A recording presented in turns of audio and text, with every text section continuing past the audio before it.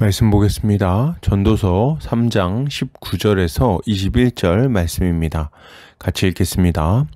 인생이 당하는 일을 짐승도 당하나니 그들이 당하는 일이 일반이라. 다 동일한 호흡이 있어서 짐승이 죽음같이 사람도 죽으니 사람이 짐승보다 뛰어남이 없음은 모든 것이 헛됨이로다. 다 흙으로 말미암았으므로 다 흙으로 돌아가나니 다 한 곳으로 가거니와 인생들의 혼은 위로 올라가고 짐승의 혼은 아래 곧 땅으로 내려가는 줄을 누가 알랴. 아멘. 전도서 3장 19절에서 21절 말씀, 짐승의 삶과 같지 않은 삶이라는 제목으로 말씀 보도록 하겠습니다.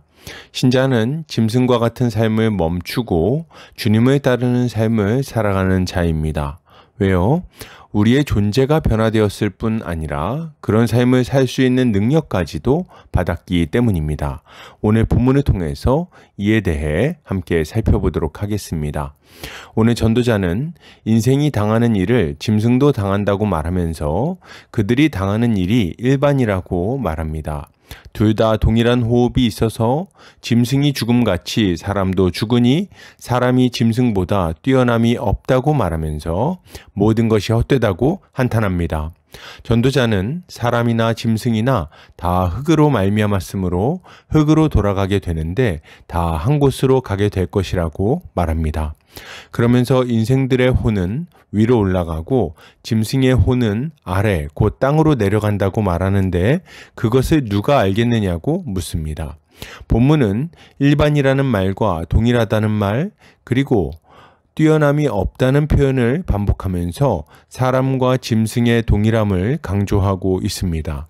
이것은 하나님 없는 사람의 인생은 짐승의 삶과 전혀 다를 것이 없다는 것을 교훈하는 동시에 오직 하나님을 믿는 자들만이 참으로 의미 있고 가치 있는 삶을 살 수 있다는 것을 잘 교훈하는 말씀이라고 할 수 있겠습니다. 본문은 인생이 당하는 일을 짐승도 당하는데 그들이 당하는 일이 일반이라고 말합니다. 그러면서 짐승이나 사람이나 동일하게 죽어서 흙으로 돌아가게 된다고 말하죠. 전도자는 사람이 죽어서 하늘로 가고 짐승은 죽어서 땅으로 간다고 말하지만 실제로 그런 줄을 누가 알겠느냐고 묻습니다. 이런 전도자의 선언은 인간의 생이 짐승의 생보다 딱히 더 고상하고 가치 있지 않다는 말처럼 들립니다. 물론 전도자가 사람 목숨만큼이나 동물의 목숨도 귀한 것이니까 동물을 함부로 대하지 말자는 주장을 하려는 것은 아닐 것입니다. 전도자는 지금 짐승의 생이 얼마나 가치 있는지, 그것이 어떤 의미를 가지고 있는지를 말하려는 것이 아닙니다.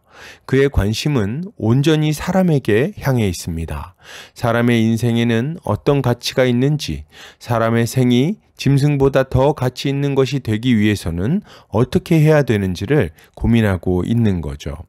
사람들은 누구나 본능적으로 이런 생각을 합니다. 사람이 태어나는 것과 동물이 태어나는 것에 동일한 가치를 두지 않습니다. 사람의 삶과 동물의 삶에 동일한 가치가 있다고 생각하지도 않아요.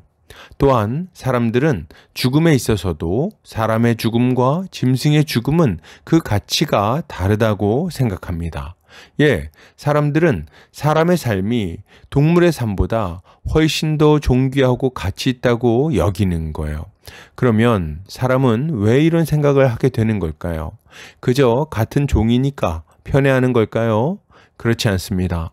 하나님께서는 사람 안에 하나님의 형상을 남겨놓으셨을 뿐 아니라 양심을 그 마음 가운데 두셨습니다.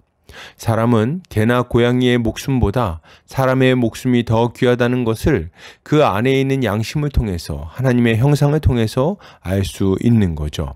이것은 배워서 아는 것이 아니라 그저 아는 것입니다. 그런데 문제는 실제로 사람의 삶이 짐승의 삶보다 더 나은가 하는 점입니다. 참으로 안타깝게도 사람의 삶은 짐승의 삶보다 더 낫지 못합니다. 더 가치 있다고도 할 수 없을 것입니다. 도리어 사람들은 짐승보다 못한 삶을 살아간다고 해야 하겠죠. 왜 그렇습니까? 짐승은 하나님께 죄를 짓지 않기 때문에 그렇습니다. 짐승은 순리를 거스르며 살아가지 않습니다. 그저 본능에 따라 허무한데 굴복하는 삶을 살아갈 뿐이에요. 짐승에게는 자유의지가 주어지지 않았습니다. 그렇기에 짐승의 삶은 옳다 그르다를 말할 수가 없는 거예요. 그러나 사람은 어떻습니까? 사람은 짐승과 달리 사유할 수 있는 지성과 선택할 수 있는 자유의지를 가지고 있음에도 불구하고 자발적으로 죄를 짓고 살아갑니다.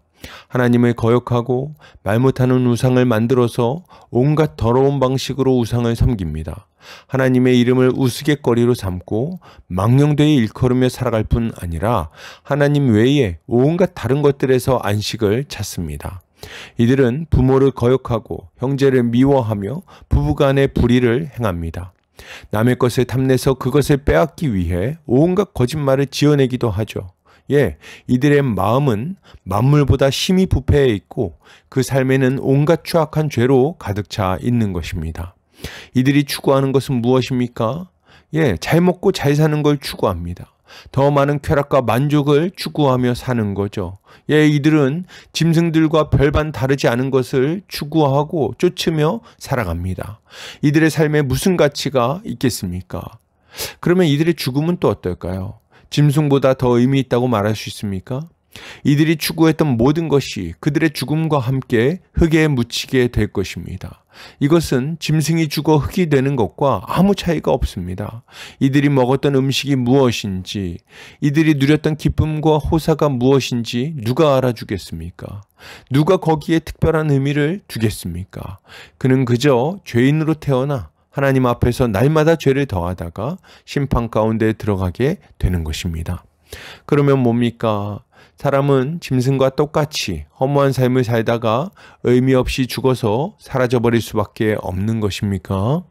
그렇지는 않습니다. 사람을 존귀하게 창조하신 하나님은 우리가 그렇게 허무하게 쓰러져 가는 것을 바라지 않으십니다.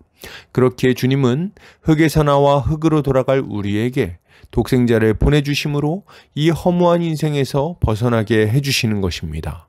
하나님의 아들 예수는 주의 백성들을 부르셔서 그들 안에 생기를 불어넣어 주십니다. 믿는 자들에게 성령을 선물로 주시고 그들이 거듭나게 하시는 거예요. 그리고 그 능력으로 전과는 완전히 다른 새로운 삶을 살게 해주시는 것입니다. 이 삶은 어떤 삶입니까? 하나님을 기뻐하는 삶입니다. 창조 목적에 부합하는 삶이요, 참으로 가치 있는 삶이라고 할 수 있는 거죠. 거듭난 자들은 창조의 목적대로 하나님을 기뻐하고 그분을 찬양하는 삶을 살아갑니다. 하나님께 영광 돌리는 삶을 살아가는 거죠. 또한 거듭난 신자는 이웃을 내 몸과 같이 사랑하며 살아갑니다. 형제 자매를 위해 자신의 것을 내어주고 어려움 가운데 있는 자들을 힘써 돌봅니다. 그리고 온 교회와 하나 되어 함께 주님이 맡기신 사명을 감당하며 살아갑니다. 이것이 다가 아닙니다. 주님은 신자의 죽음을 짐승과 다르게 만드십니다. 주님은 신자의 생을 의미 있게 만드심으로 그의 죽음조차 허무하지 않게 만드시는 거예요. 그리고 장차 자신과 같이 부활하게 하심으로 영원한 생명 가운데 살아가게 하십니다. 이것이 그리스도께서 믿는 자들에게 베푸신 은혜인 것입니다. 그러므로 여러분, 이것을 생각할 때 신자가 가져야 될 마땅한 모습은 무엇일까요? 가장 먼저 우리는 예수 그리스도를 믿어야 되겠습니다. 주님은 믿는 자들의 삶을 바꿔주십니다. 그저 먹고 사는 것을 위해 사는 것이 아니라 하나님의 영광을 위해 살게 하시고 그 가운데 복을 누리게 하십니다. 그를 믿는 자는 허무하게 쓰러지지 않고 영원히 살게 될 거예요. 우리는 흙에서 비롯되었지만 이제는 더 이상 흙이라 불리우지 않을 것입니다. 그를 믿고 생명이 되어 영원토록 의미 있는 존재가 되는 거죠. 이것이 그를 믿는 자들에게 주어지는 은혜인 것입니다. 또한 이미 예수를 믿었다면 그가 주시는 능력으로 가치 있고 복된 삶을 살아야 하겠습니다. 우리는 그저 먹고 즐기기 위해 살지 않습니다. 하나님의 영광을 위해서, 이웃을 살려내고 그리스도께로 인도하기 위해서 살아갑니다. 그리스도 안에서 새로운 존재가 되었으니 참으로 가치 있고 보람 있는 삶을 살아가는 것은 마땅한 일인 거죠. 하나님을 예배하고 선을 행하고 복음을 전해야 합니다. 이것이야말로 신자가 이 땅에서 살아가야 할 마땅한 삶의 모습일 것입니다. 결론을 드립니다. 여러분, 예수를 믿읍시다. 그분 안에서 새로운 삶을 시작합시다. 그가 주시는 새 생명을 통해 영원토록 의미 있는 생을 살아야 할 것입니다. 오늘도 주님의 지혜로 승리하는 성도님들 되시기를 주의 이름으로 축복합니다.